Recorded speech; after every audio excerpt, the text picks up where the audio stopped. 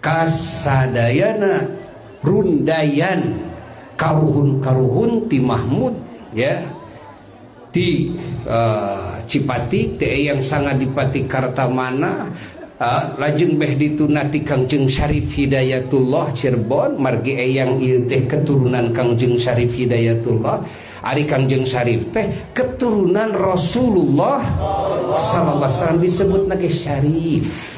Syarif ya kahanapna rundayanana masih utuh nepi ka kiwari. Para wali songo saderek-saderek Kangjeng Syarif eta ge adalah keturunan Rasulullah sallallahu alaihi wasallam kan.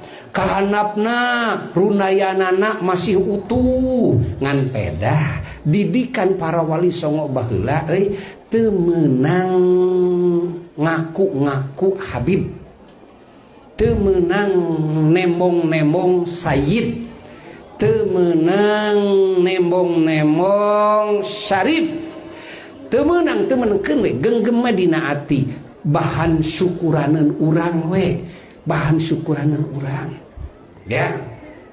Najan melalui indung sabab terputus ya turunan Rasul mun melalui indung terputus. Indung Syarifah bapak lain Habib, lain Sayyid, lain Syarif. Dan ari eta anakna contoh ngaranna anakna teh saha ngaran teh euy? Contoh jang saha ngaran? Ade. Ngaranna teh Ade. Si iya ade teh anak indung nu eta lain. Jawab. Indungna Syarifah, bapakna lain Syarif, lain Sayyid, lain Habib. Eta jang ade anak indungna nu eta lain. Jawab sing tarik. Kaluarna tina rahim eta.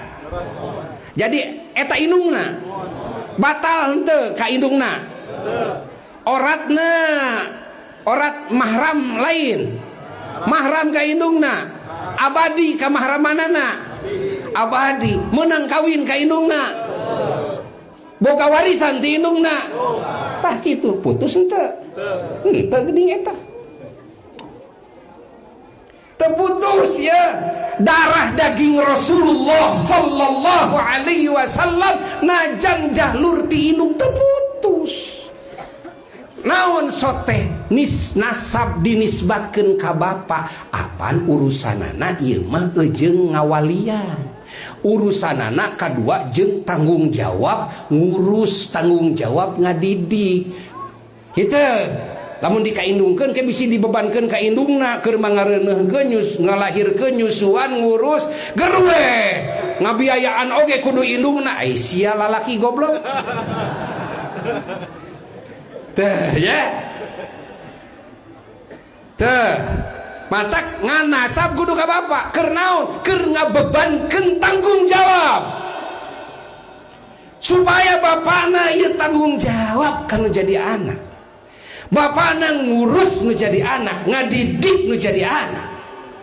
Catet ke urang eces henteu lain masalah nasab teh putus. Nah nasab mual mungkin nasab putus, lamun nasab putus atau meureun meunang kawin jeung indungna bener henteu?